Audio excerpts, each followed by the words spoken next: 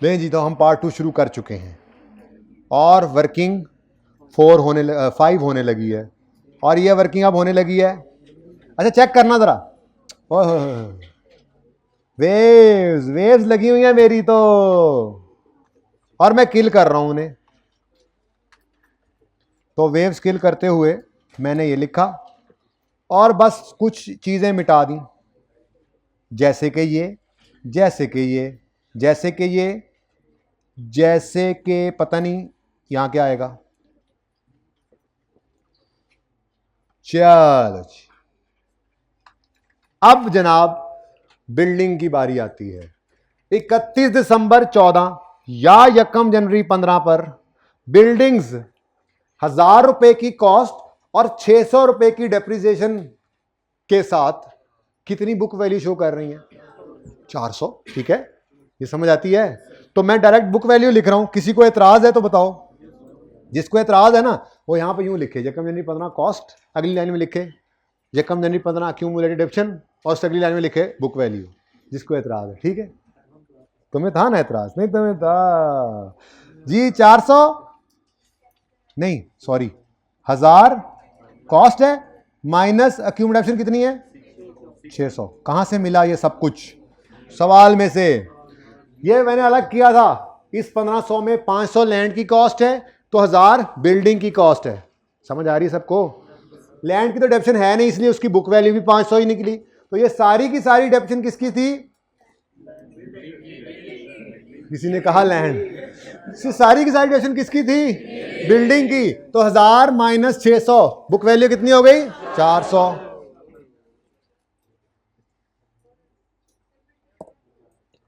अच्छा अब जी खुद भी कुछ कर लिया करें बच्चों। ले बिल्डिंग, मेरे से तो इतनी लिखी जानी है बिल्डिंग। अच्छा जी, अब थोड़ी देर के लिए नोट करना रोक दें क्योंकि मैं जरा गलत सवाल करने लगा हूं। प्लीज थोड़ा मैं पुरानी रूटीन के हिसाब से करता हूँ। मिसाल के तौर पे वो कहता है कि जो ओरिजिनली सवाल की लाइफ थी 10 साल, इसकी एसिड की लाइफ 10 साल थी और 3 गुजर गए, वैसे वैसे वैसे। ठीक है, तो हम क्या करते, हम कहते हैं जी इसको मजीद डेप्रिशिएट करते पुराने एस्टीमेट के हिसाब से। ठीक है, हम कहते हैं जी इसकी 1000 रुपये कॉस्ट है, 10 साल इसकी लाइफ है। ये ऐसे है नहीं, प्लीज नोट ना करना, प्लीज प्लीज। मैंने वो सवाल को भूल गया, गलत कर रहा हूँ, मिटाना है अभी। ठीक है, पहले जरा वो जो रूटीन में होता था मैं बता दूं ना कि वो इस तरह से होना था। वन ऑफ सवाल में कुछ इस तरह से हो गया, इसलिए उसको नहीं ज़हन में रखना ज़्यादा। ठीक है ना? कितनी आती? 100। ये कितना रह जाता? यहाँ पे लेट से 700 आता तो 400 क्या हो जाता? सरप्लस। और उसके बाद फिर हम कहते, यहाँ पे खड़े होकर सरप्लस आ गया जी, हम कहते जी कि अब ना 16 की डेप्रिसिएशन जो यूज करनी है ना, उसके लिए फिर इस दिन खड़े होकर रिमेनिंग लाइफ निकालते हैं। हम कहते हैं जी 10 साल ओरिजिनल थे, लेट से 4 गुजर गए और 6 बाकी हैं तो रिमेनिंग लाइफ आगे चलती। ये नॉर्मल सवाल होते हैं, इसी तरह से हम करते आ रहे थे। ठीक है, कोई मसला इसमें? यानी अगर ये सवाल होता तो ये तो हो भी गया। एक्यूमुलेटेड डेप्शन के अंदर क्या डालते? 600 जमा 100 700, 700 को ट्रांसफर करते और फिर रिमेनिंग लाइफ उसको बाद में करना है। फिर ये 400 का सरप्लस रिकॉर्ड करते, एसिड डेबिट, सवाल खत्म। इतना सही सवाल था, लेकिन थोड़ा सा ट्विस्ट आया। Twist two, twist two, twist two, twist two. अब ट्विस्ट क्या आया जी? ट्विस्ट ये आया, वो कहता है, क्या कहता है? रिमेनिंग लाइफ ऑफ, पहले तो इसको जरा थोड़ा सा इसको गुस्सा कम करें। अच्छा जी, the remaining useful life of building was assessed as 40। बच्चों पिछले सवाल से कंपेयर करें ना तो उसने क्या लिखी हुई थी लाइन, जो भी आते साथ बच्चों ने मुझसे पूछी भी है। द रिमेनिंग लाइफ, ओहो किधर गया पहले वाली लाइन, ये the useful economic life of building is unchanged. इसीलिए हमने रिमेनिंग लाइफ खुद निकाली थी सवाल में, जैसे आज तक करते आए।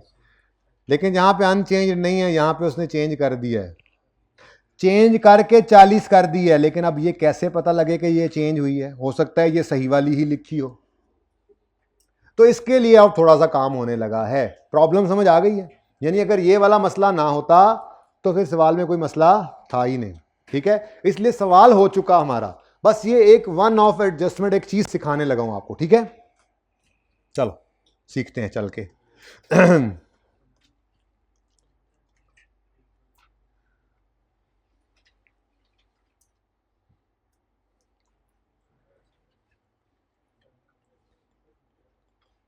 अच्छा बच्चों, अब ये मेरा साल है। इस सवाल के अंदर मैं अगर आपसे कहूं कि मुझे बताओ असल में, छोड़ो वो जो एस्टीमेट चेंज वगैरह हुआ उसको छोड़ो, मुझे बताओ असल में इस दिन रिमेनिंग लाइफ कितनी थी?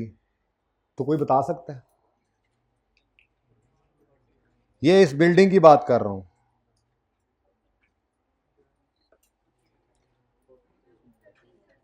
अब उसने क्या बताया है, यूजफुल लाइफ कितनी है? 50। और जाहिर है सवाल के अंदर उसने ऊपर क्या लिखा हुआ है, कॉस्ट, मतलब इससे पहले ये एसेट कभी रीवैल्यू नहीं हुआ ना, तो ये 50 इसकी ओरिजिनल लाइफ है। अगर 50 इसकी यूजफुल लाइफ है तो मुझे बताओ डेप्रिसिएशन कैसे निकलती होगी? 1000 बटा 50 कितनी निकलती है? 20। ये 20 क्या है? Depreciation of 1 year. ठीक है। अब मेरे पास इस वक्त सवाल के अंदर कितनी डेप्रिसिएशन एक्यूमुलेट हुई पड़ी है? तो इस 600 को अगर डिवाइड करें 20 से तो पता लग जाएगा कितने साल की डेप्रिसिएशन है ये। बताओ कितने साल की है? तो ये मैंने आपको क्या सिखाया, बताता हूं क्या सिखाया। फिलहाल तो ये समझ आया, 1000 कॉस्ट है और वो कह रहा है लाइफ कितनी है? 50 साल। इसका मतलब हर साल की डेप्रिसिएशन कितनी कितनी रही होगी? 20। अक्यूमुलेटेड डेप्रिसिएशन अकाउंट बता रहा है 600 की डेप्रिसिएशन आज तक इकट्ठी हो गई है।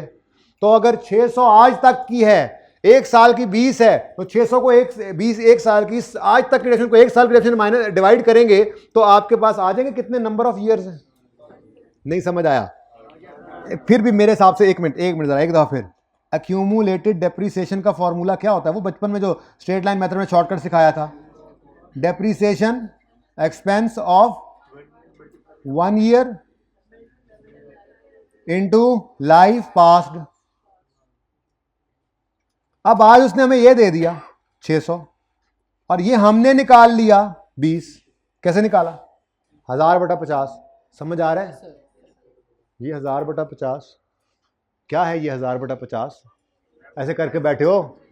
ओ भाई सेकंड लास्ट रो वाले, हाँ जिसने पीछे मुड़ के देखा, हाँ जिसके दरम्यान बैठे हो, हाँ वाइट कपड़ों के साथ वाले, ये कैसे निकला समझ आ रहा है? 1000 बटा 50 क्या है? Depreciation expense of 1 year. कैसे निकला? Cost over original life. अगर एक साल की डेप्रिसिएशन 20 है और आज तक की डेप्रिसिएशन 600 है तो ये फॉर्मूला 600 गिवन है, ये गिवन है, मुझे नहीं पता ये, तो क्या करूंगा मैं? रीअरेंज कर लूंगा।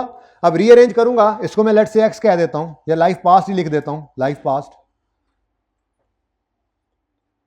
जी। तो ये 20 इधर मल्टीप्लाई हो रहा है, उधर जाके क्या हो जाएगा? डिवाइड। तो मैंने यही जसारत की डायरेक्ट करने की, फॉर्मूला वही है। ठीक है, तो हमने लाइफ पास्ट निकाल ली। अब अगर लाइफ पास्ट जो है वो 30 साल है, इसको वर्किंग की प्रॉपर वर्किंग कर लेता हूं मैं। चलो आप लोगों के लिए, सिर्फ आप लोगों के लिए, चलें इधर आ जाए। लेकिन ये वर्किंग पर्चे में लिखने वाली, चलें लिख लेना, लिखना हो तो ये ठीक है। तो लाइफ पास्ट यहां से निकल आएगी। लाइफ पास्ट कितनी निकलेगी?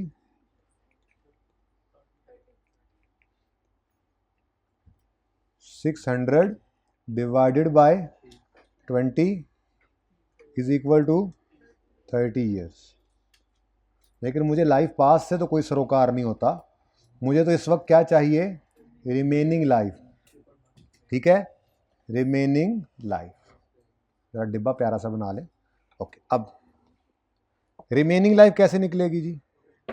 ओरिजिनल टोटल लाइफ गिवन है 50, जो गुजर गई वो निकाल ली हमने 30, तो रिमेनिंग। अब दरअसल तो रिमेनिंग लाइफ कितनी है? 20। और सवाल वाले ने क्या कह दिया? The remaining life was assessed as 40, यानी एस्टीमेट चेंज हो गया। क्या इसीलिए दिया हुआ है कि इसको यूज करें? नहीं ना 20 बेटा, ये वही सवाल है जो मैंने आपको एक बार करवाया था, जिसके अंदर उसने 10 साल लाइफ दे दी थी, गालिबन 6 या 5 बनती थी।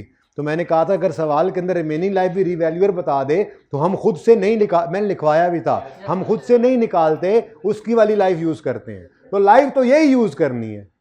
ये तो सिर्फ बताना चाह रहा था आपको कि रिमेनिंग रहती 20 थी, चेंज इन एस्टीमेट है। ठीक है, अभी तो बहुत कुछ होगा, अभी तो आपकी परेशानियां शुरू हुई हैं इस एडजस्टमेंट को लेकर, लेकिन कोई बात नहीं, हम इतनी बार इन चीज़ों को डिस्कस करेंगे कि परेशानियां खत्म हो जाएंगी। बस मुझे ये समझ नहीं आ रही डिब्बा क्यों नहीं बना रहा, ये मेरी परेशानी इस वक्त ये है। बन गया, ठीक है। तो ये क्या है जी, रिमेनिंग लाइफ। ये इधर देखो आप लोगों की तसल्ली के लिए, as per old estimate, as per, ये तो पुरानी बात है, लेकिन जिस बंदे ने आकर बिल्डिंग को रीवैल्यू किया, कहने लगा वाह वाह बड़ा एक क्लास काम हुआ था, इसकी रिमेनिंग लाइफ 20 नहीं है भाईजान, 40 साल कहीं नहीं जाती। अब अगर उस एक्सपर्ट की आप फेयर वैल्यू को मान रहे हैं तो लाइफ भी उसी वाली मानेंगे। ठीक है, तो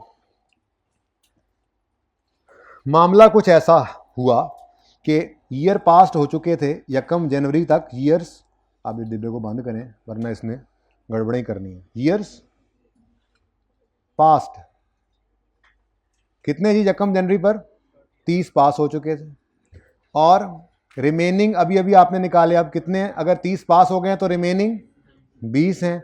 ये तो पुरानी बात थी, ठीक है। अब इसी का मतलब ये हुआ कि 31 दिसंबर पे खड़े होकर अगर मैं बात करूंगा तो ईयर्स पास्ट कितने हैं, 29, और रिमेनिंग, ओ सॉरी 31, और रिमेनिंग, ये समझ आती है बात। ये है ओल्ड एस्टीमेट की कहानी सारी, अभी तक मैंने न्यू एस्टीमेट की बात नहीं की।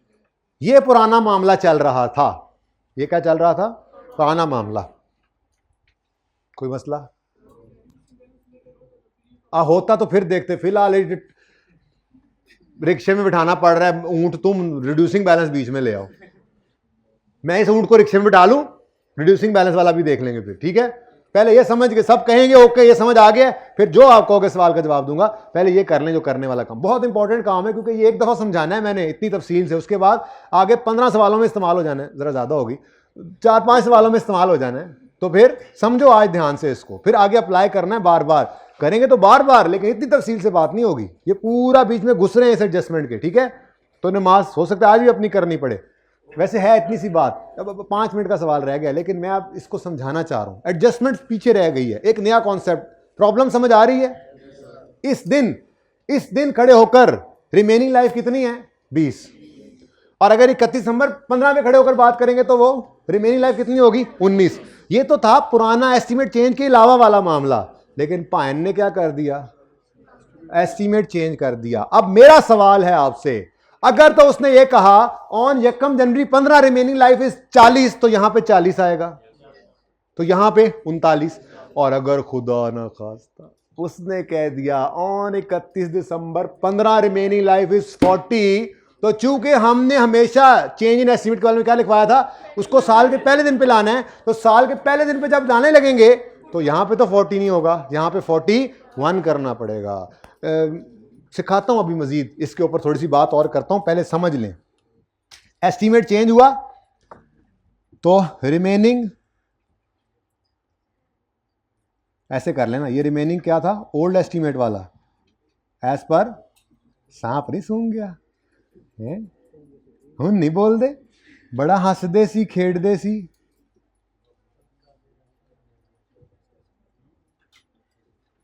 रिमेनिंग, अच्छा जी ये मेरे ख्याल में आसान सी चीज़ है, लेकिन सबसे टफ शायद यही हो, इसके अलावा कुछ टफ है ही नहीं आपके लिए, तो थोड़ा ध्यान लगा के समझ लो। और ये बात कोई एक दफ़ा नहीं हो रही है, ये बात कम अज़ कम मेरी क्लास में ही मैंने खुद कुछ 3 से 4 सवालों में इसी टॉपिक के अंदर मजीद करनी है।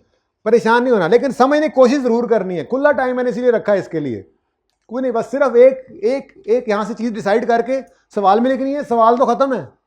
तो ये क्यों आधा घंटा पौना घंटा रखा है, तसल्ली से आप लोगों को समझा के मैंने आगे जाना है इसको, ठीक है ना। तो रिमेनिंग एज पर न्याऊ एस्टीमेट, पहले लिख लो, फिर मैं डिफरेंट सिचुएशंस बनाता हूं, ठीक है ना। अब मेरा सवाल क्या कह रहा है, मेरे सवाल में आपसे सवाल है कि सवाल क्या कह रहा है, on 31 December land blah blah blah blah remaining useful life was assessed as 40 years. किस दिन बोला उसने 40 साल? Oh my god, this is the toughest scenario जो कि आपके सामने आ सकता था, कि उसने क्या कर दिया, रिमेनिंग लाइफ एज पर न्यू एस्टीमेट इस दिन खड़े होकर लगाई बदतमीज ने, और कितनी लगाई? अब मैंने क्या करना है, एस्टीमेट चेंज के लिए उसूल लिखवाया था, जो पहले दिन लिखवाया था मैं उस पर कायम हूं, मैं नहीं हिल रहा उससे। मैंने क्या करना है, एस्टीमेट चेंज को साल के पहले दिन से इफेक्टिव करना है। अब मजबूरी यह है कि उसने लिखा है 40 साल रिमेनिंग लाइफ है ऑन 31 दिसंबर 15। तो अब मेरे लिए यह मसला है कि अगर मैं इसको यकम जनवरी 15 पे लेके जाता हूं तो मुझे ये 41 लेना पड़ेगा, क्योंकि ये 40 इस दिन तो 40 नहीं ना हो सकता। कुछ समझ आ रही? थोड़ी बहुत मैं 10 बार समझाऊंगा, मसला नहीं है, ठीक है, टेंशन नहीं लेनी। मैं आपको सिचुएशंस बता देता हूं। मिसाल के तौर पे क्वेश्चन है, उसमें लिखता है वो ऑन यकम जनवरी 15 रिमेनिंग, ये इसी वाले सवाल की बात कर रहा हूं, ठीक है। वो यूं लिखता, रिमेनिंग लाइफ इज एस्टिमेटेड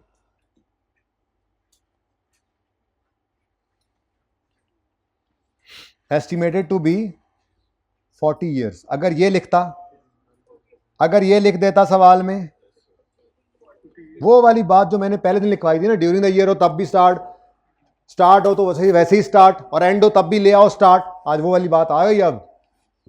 और ये अल्टीमेट है, क्योंकि इसके ये जब यहां समझा लेना ना बेटा, उसके बाद ये जहां जहां आना है आपको इंशाल्लाह फिर मसला नहीं होगा, इसलिए आज खुला टाइम इसका, ठीक है।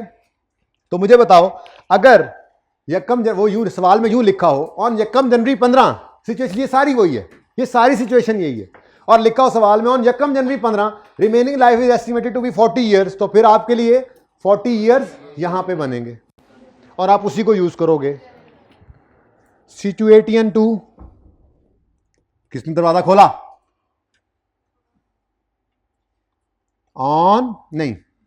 ड्यूरिंग 2015 रिमेनिंग लाइफ इज, ये यूट्यूब पे अपलोड होना इसलिए ना, कोई नहीं करूंगा अपलोड में, इज एस्टिमेटेड टू बी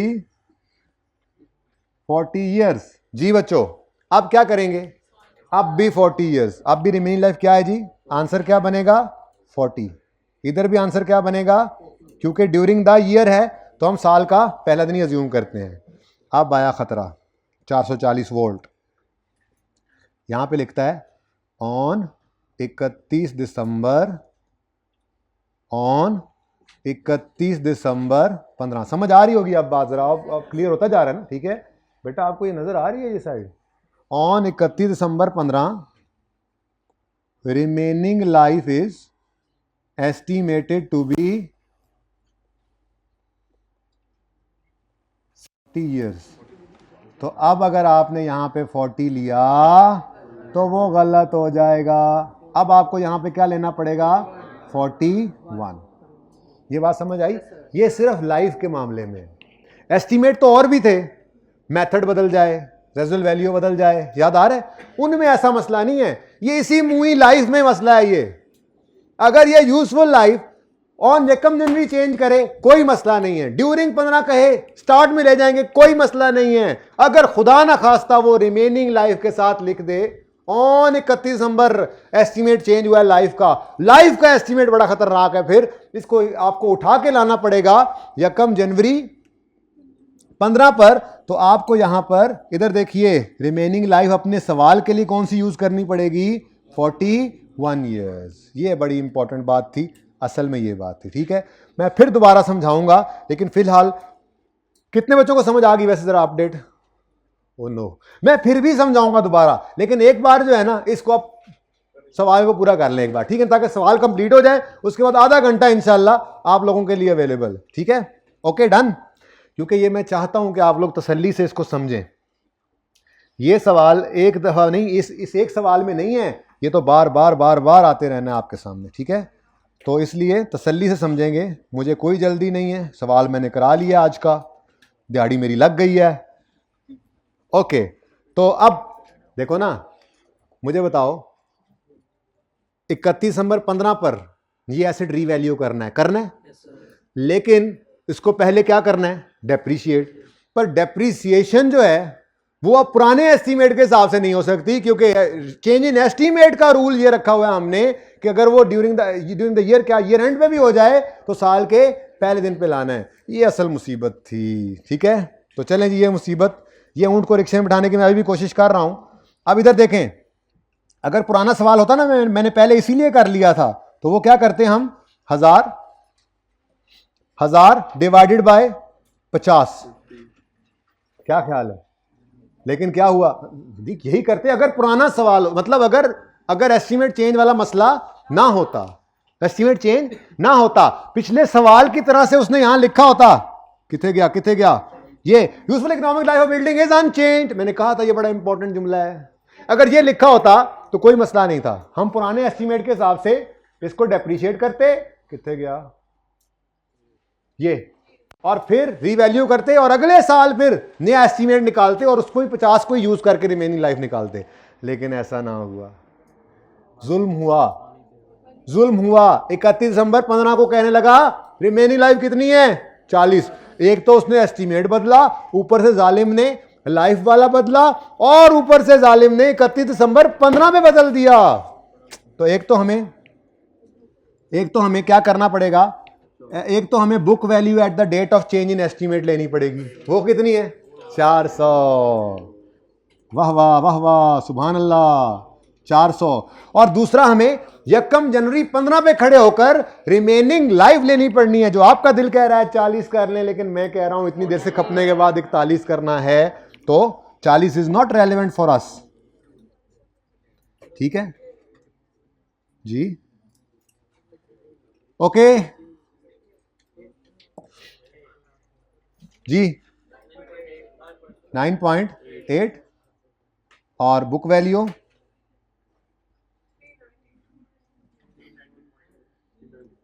390.2। अब वही पुराना काम, एक लाइन छोड़ो और रीवैल्यूड अमाउंट लिख दो। रीवैल्यूड अमाउंट कितनी है जी, 1100।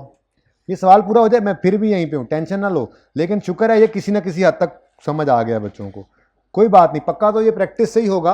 और बार बार इसीलिए मैंने ये वर्किंग यहाँ पे कर रखी है आपके लिए, जब कभी जरूरत पड़ेगी मुझे रेफर करने की। और हमेशा रूल वो होता है, कॉन्सेप्ट होता है जो हर जगह लगे। तो अगर तो ऑन 1 जनवरी 15 या ड्यूरिंग 15 कभी भी कहेगा, मसला नहीं है लाइफ के केस में। लेकिन अगर लाइफ के केस में 31 दिसंबर 15 कह देगा, फिर फंस जाएंगे। बाकी किसी चेंज इन एस्टीमेट के अंदर ये मसला नहीं है, इस लाइफ के अंदर ये मसला है। नेचुरल बात है ना, अगर 31 दिसंबर 15 पे खड़े होकर इसकी लाइफ 40 साल बाकी है, तो 1 जनवरी 15 पे खड़े होंगे तो क्या 40 ही होगी, 41 करना पड़ेगा ना, सिर्फ लाइफ के केस में, माजरत के साथ, ठीक है। चलो सवाल पूरा करते हैं, फिर देखते हैं जी। 709.8 रेवोल्यूशनरी सरप्लस, कहते हैं ना आप लोग, रीवैल्यूएशन सरप्लस होता है, अच्छा जी। और फिर डेप्रीशिएट करें, अगर डेप्रीशिएट करना होता तो अगले साल डेप्रीशिएट करते। और अब इधर देखो 41 वो रिमेनिंग लाइफ थी, हम कहते एक गुजर गया है और अब ऑनवर्ड्स 40, ठीक है ना। मतलब अगर ऐसे ही मैं अगला साल रिक्वायर्ड नहीं है, चल जा यार भाई प्लीज। तो 31 दिसंबर 2016 की डेप्रीसिएशन निकालता तो मैं कहता हाँ भाई 1100 आ जाओ, और फिर मैं इस दिन खड़े होकर रिमेनिंग लाइफ निकालता तो वो 41 माइनस 1 40 बचती, और 709.8 बटा, ये लिखना नहीं है प्लीज, और ये लेकिन अगला साल तो हमारे सवाल में है नहीं। कितने बच्चों को ये सारी बात समझ आई है अभी तक जो की है, कितनों को नहीं समझ आई, करो अभी समझाता हूं दोबारा, ठीक है। तो सवाल पूरा करने दो। लो भाई, वर्किंग इज ओवर। ये मैंने कहा रिक्वायर्ड नहीं है, इसलिए इसको छोड़ो। बस समझा दिया। अब लो भाई, नोट तो वैसे ही तैयार था, वर्किंग में जो करना था वो कर लिया। अब एंट्रीज यानी लेजर्स यानी नोट एक ही बात होती है। इसके अंदर क्या करेंगे, रीवैल्यूएशन के दिन, पहले रीवैल्यूएशन के दिन पहुंचो तो सही। अभी तो हमारा एसेट खड़ा है यहां, दिखाऊं, चेक कर लो, ये दोनों को नेट करो, क्या आता है। अभी तो हमारा एसेट यहां खड़ा है। अब क्या करें, 9.8 से इसको डेप्रिशिएट करें। 9.8 की डेप्रिसिएशन आई, वर्किंग नंबर ये कौन सी 4 है,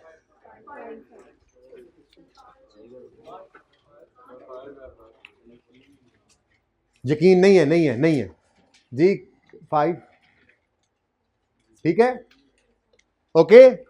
अच्छा, अब ये आ गया 31 दिसंबर 15 पे। अब ट्रांसफर करना है।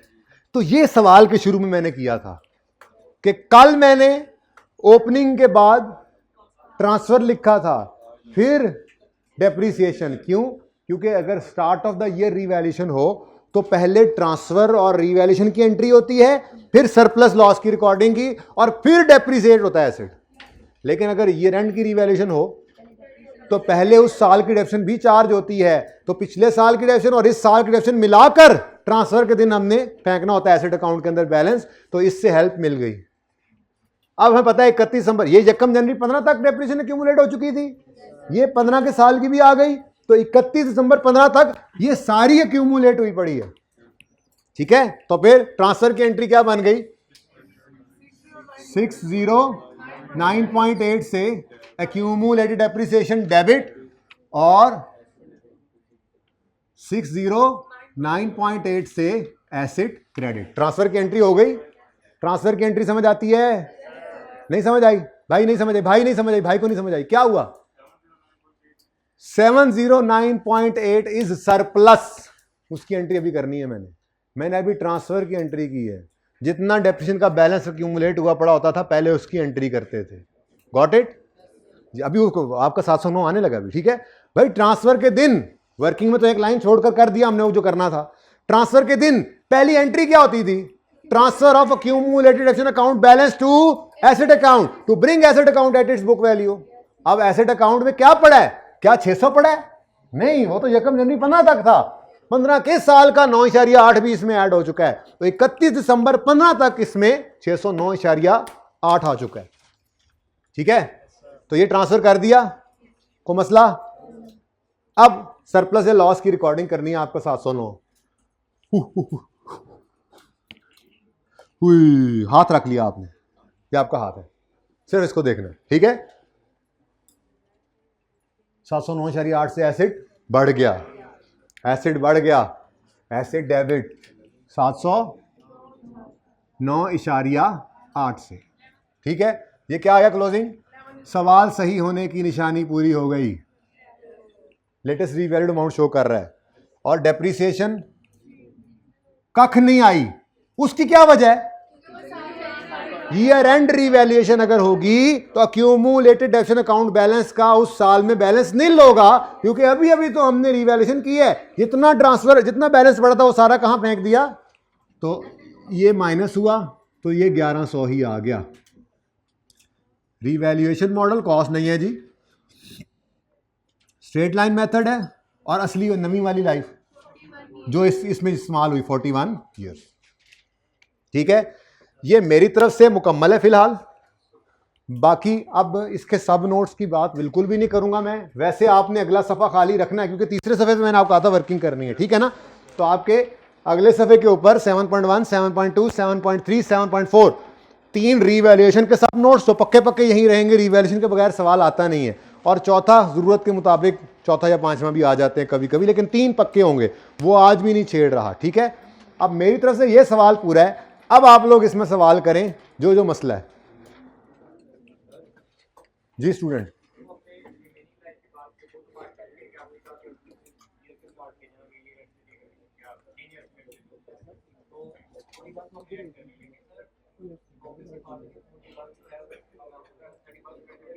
इधर ही ले आए आमिर भाई, इधर एक दफा भाई का सवाल चल। अच्छा एक मिनट, किसी ने तस्वीर खींचनी है तो खींच लें उधर से, आप बोले।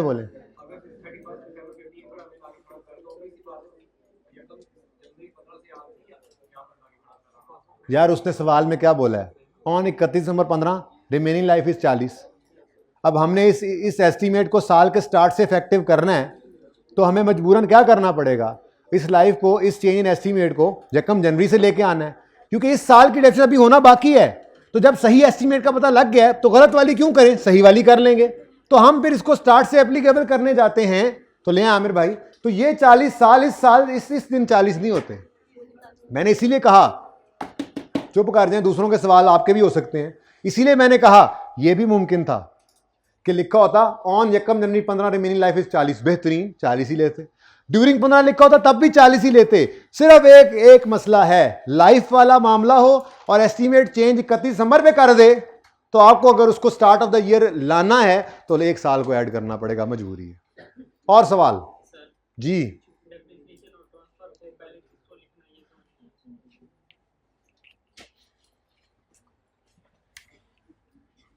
इस ट्रांसफर पे और कल वाले सवाल के ट्रांसफर पे स्टार लगाओ और एक रूल लिख लो, लिखो।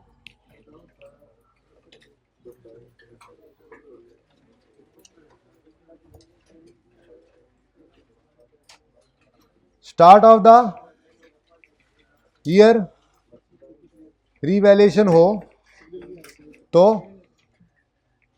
अक्यूमुलेटेड डेप्रिसिएशन वाले सेक्शन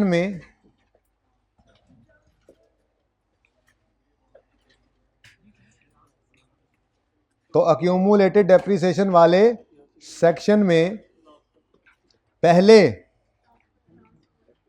फायदा तो आपने देख ही लिया है,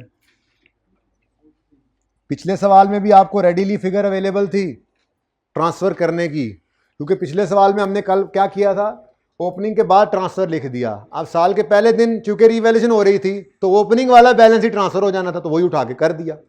लेकिन अगर ये रिवैल्यूएशन है तो ओपनिंग ही नहीं, इस साल की डेप्रिसिएशन भी ऐड होकर ट्रांसफर होनी होती है।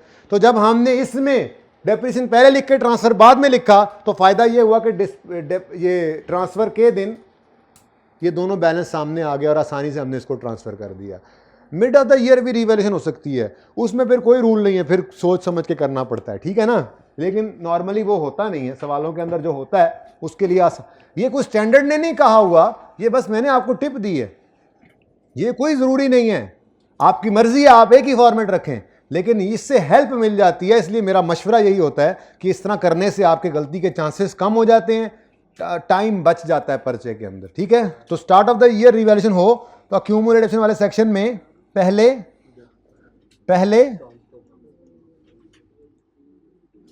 सेक्शन में ओपनिंग के बाद पहले ट्रांसफर लिखना, फिर डेप्रिसिएशन, बढ़ता ही जा रहा है, पहले ट्रांसफर लिखना फिर डेप्रिसिएशन एक्सपेंस, ठीक है।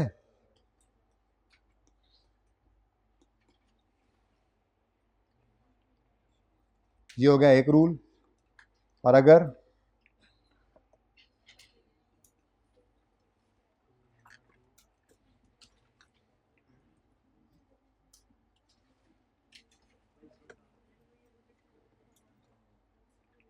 जी, और दूसरा क्या हो सकता है जी, end of the year revaluation हो तो अक्यूमुलेशन वाले सेक्शन में ओपनिंग के बाद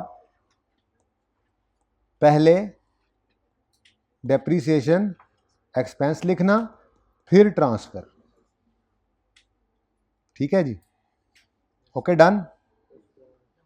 अब जिसका ये दिल ना करे वो ना करे, मैंने वजह भी बता दी कि हेल्प मिल जाती है start of the year revaluation के अंदर आपको वही फिगर चाहिए होती है ट्रांसफर के वक्त जो ऑलरेडी अवेलेबल होती है। अगर खुदा ना खास्ता आपने ये काम किया हो कि ईयर स्टार्ट की रिवैल्यूएशन हो और ये कर दें, हो सकता है डेप्शन पहले कैलकुलेट कर बैठें तो गलती से ये दोनों फिगर्स उठा जाएं, और and of the year revaluation हो आपने पहले ट्रांसफर लिखा हो तो सकता है आप ये 600 ले जाएं जो कि गलत है।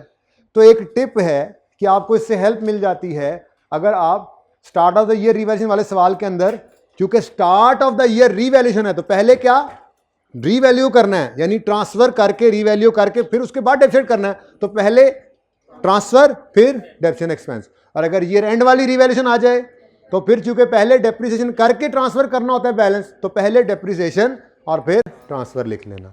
ओके, ये रूल्स लिख लिए हैं आपने? और जी को सवाल पूछें जी, किसी को मसला ये समझ ना आया हो? हाँ जी, ये ऐसे नहीं होते, ऐसे जी। एक मिनट, भाई कह रहे हैं यहां 41 क्यों लिखा, 48 क्यों नहीं लिखा भाई, 40 क्यों नहीं लिखा? भाईजान ये मैंने कहा था सादा बात, इस डेप्रिसिएशन में क्या यूज हुआ है, तो 41 यूज करो। अगले साल जब 40 करोगे ना रीवैल्यूएशन के बाद, तो फिर 40 ले लेना यहां पे। और सवाल जी, हाइब्रिड से आवाज किसी ने जुर्रत की थी बोलने की? एक मिनट, चुप करें।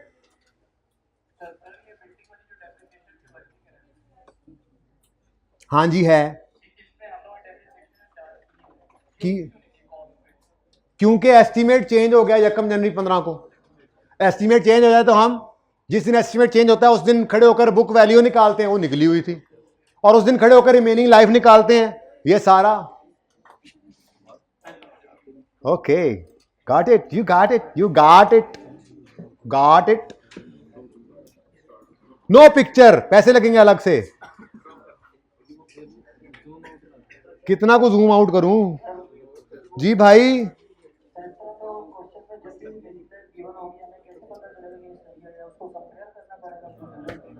बेटा सवाल में जब गिवन हो, बेटा एक मिनट प्लीज, सवाल में देखो 3 ही तरह के जुमले हो सकते हैं, जो मैंने तीनों लिख के बताए हैं, ये मैंने तीनों लिख के बताए हैं। सवाल में मैक्सिमम यही 3 पॉसिबिलिटीज हैं। वो कहेगा ऑन 1 जनवरी तो फिर 40 ही लेना, वो कहे ड्यूरिंग 15 तो भी 40 लेना, यही सवाल बाकी रखते हुए सेम मैंने कहा। और अगर वो 31 समय 15 कहे तो फिर मुसीबत है। और कैसे पता लगेगा? ऐसे पता लगेगा।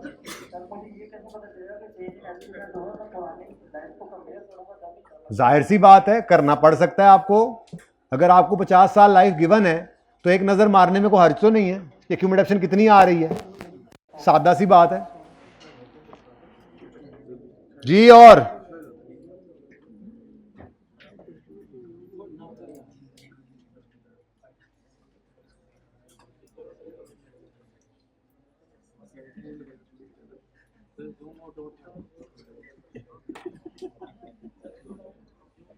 Know Zoom out, only zoom in.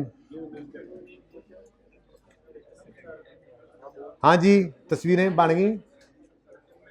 अब इसकी बारी आ गई।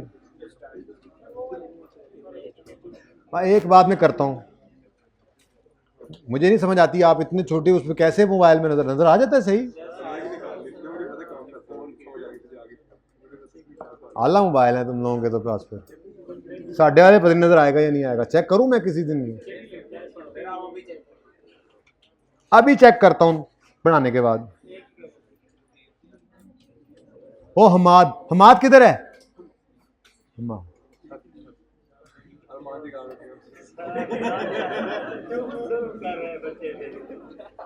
तुम्हारी शादी, ओके जी, ये ले जी। अब पता नहीं ऐसे तो की नजर आना है।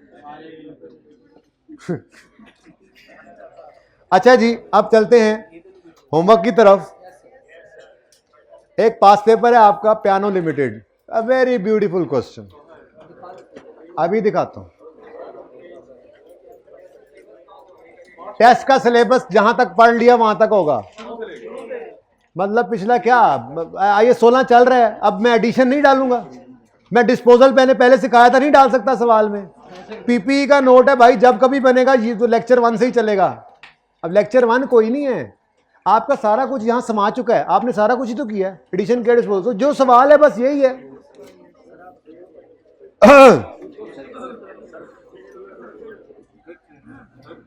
यार नाम नोट करो यार, कुड़ियां मुंडियां जेड़े जेड़े बोल रहे नाम नोट करो, कटो इन्होंने क्लास सुबह। चुप फिर नहीं कर। ये जो मोहब्बत का नजायज फायदा उठाने वाली कौम है ना, ये किस दिन फंसेगी? अच्छा बच्चों, मेरे प्यारे बच्चों, खुदा दा वास्ता चुप कर जाओ, हुन मार ना खा लेना। ये जी पेज नंबर 189 है। आप हंस लें हंस लें, घर पे आप अभी हंसियां आ रही, घर पे हादसा निकलेगा ये सवाल देख के। करो करो करो करो करो, पढ़ो सवाल। 189 नंबर सफा है, 189 नंबर सफा है। सवाल नंबर 11, पियानो लिमिटेड। पहुंच गए सब? चुप कर जाएं और सवाल सुने और हालात की नज़ाकत को समझें। दो एसिड्स हैं, एक प्लांट है, दूसरा इक्विपमेंट है। आज मैं इसको भी चेंज नहीं करूंगा। इसकी डेट ऑफ एक्विजिशन यकम जुलाई 15, इसकी यकम जनवरी 15। ईयर एंड 31 दिसंबर 15 से 31 दिसंबर 18। ईयर एंड कहीं लिखा हुआ है, ये 31 दिसंबर। अब इसमें हाफ ईयर आ रहा है और ये रीवैल्यू भी हो रहा है। कुछ ना कुछ तो सोच के करोगे ही। अब जो करोगे वो देखोगे, मैं तो कल बताऊंगा।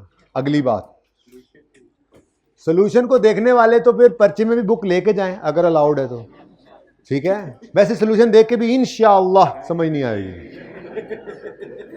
या अल्लाह ना समझ आए, इसलिए सोल्यूशन ना देखना, पहले देखने वालों को, बाद में देखने वालों को आ जाएगी समझ। पूरा सवाल करना है। अच्छा सुनो, डेट ऑफ एक्विजिशन यकम जनवरी 15, कॉस्ट है 500, लाइफ है 10, रेजल वैल्यू 60, सीधी लकीर वाला मेथड। ऐसे ही यहां पर भी कुछ बातें बताई हुई। रेजल वैल्यू इसकी नील है। ओ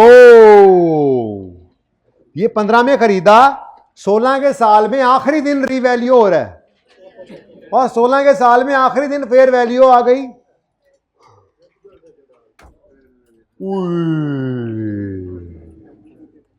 ओए होए होए होए होए ओए होए होए होए, ये क्या हुआ? एस्टीमेट चेंज हुआ। और एस्टीमेट चेंज साल के आखिरी दिन भी हो, लेके आना है पहले दिन। लेकिन लाइफ में वो मसला है प्लस वाला, यहां वो मसला नहीं है। रेजुअल वैल्यू को रेजुअल वैल्यू रखना है, ठीक है। अब मसला और है। मसला ये है कि सेम डेट पर रीवैल्यूएशन भी है और चेंज इन एस्टीमेट भी है, बिल्कुल वैसे जैसे अभी कार्ली वाले सवाल में करवा के आ रहा हूं।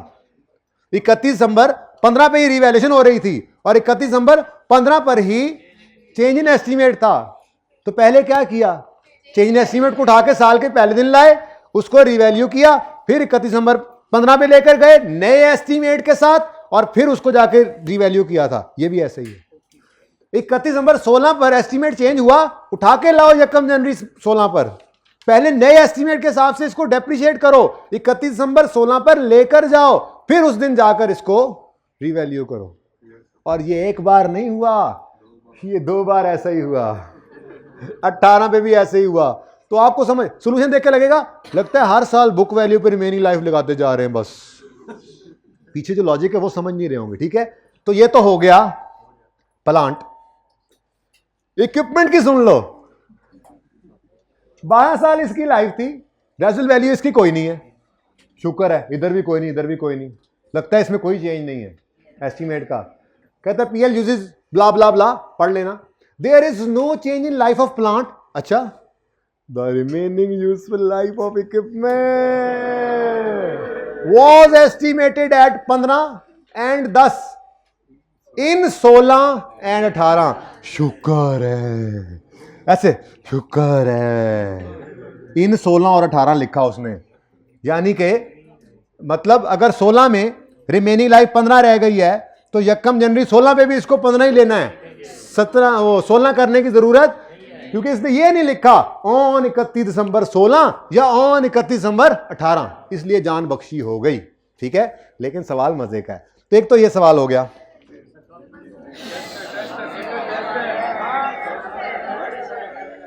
नहीं नहीं, टेस्ट किसका है? तो नोट ही अकेला आना है, उसमें सब कुछ ही होगा बेटा। एक ही क्वेश्चन 20 नंबर तो हुए थे, पौने घंटे का, इतने का ही बनता है नोट का सवाल।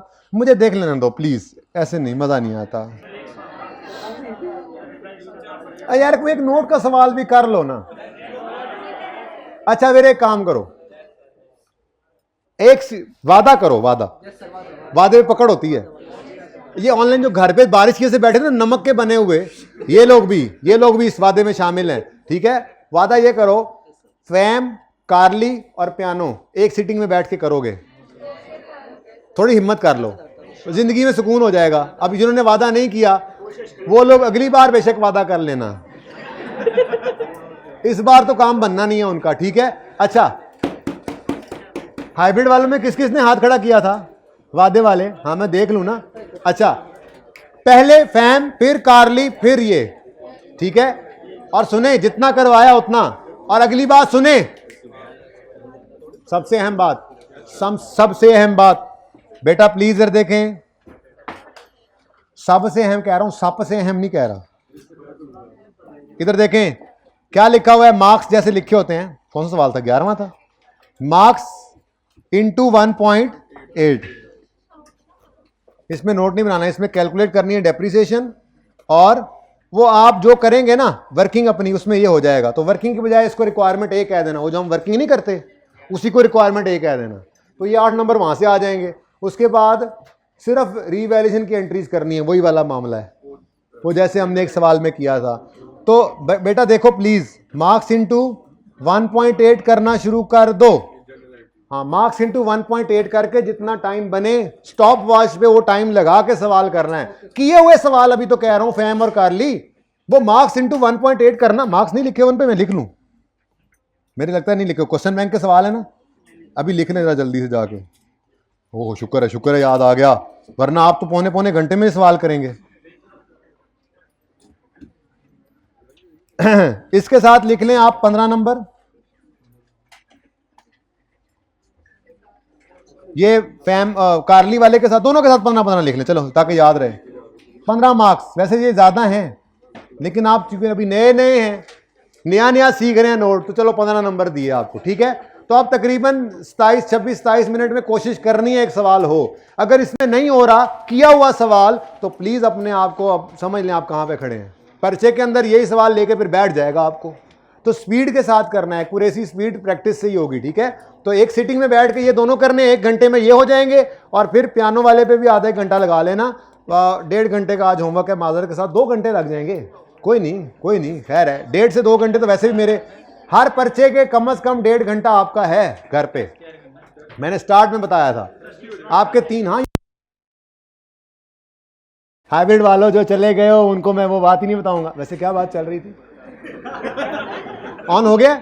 अच्छा जी, माजरत, आज आमिर भाई की कोई नई किस्म की बैटरी खत्म हुई। तो मैं ये अर्ज कर रहा था, पता नहीं क्या अर्ज कर रहा था।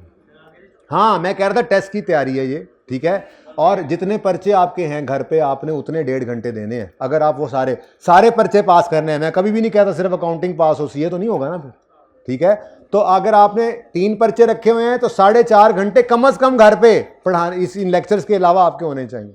और अगर 4 रखे हुए हैं तो उसी तरह से आप बढ़ा लो, 6 घंटे हुए तो कम से कम 1.5 घंटा डेली। वीकेंड तो फिर बहुत ज़्यादा पढ़ना होता है ना, लेकिन डेली बेसिस की बात कर रहा हूँ। ये हंसने की बात नहीं है, ये वो बच्चों की बात कर रहा हूँ जो पर्चा उठाते हैं वो पास करके आगे चलते जाते हैं। पहली अटेम्प्ट वाले वो इस तरह के होते हैं। ठीक है, बाकी आपकी मर्जी है। ये तीनों सवाल करके आइएगा। अल्लाह हाफिज़।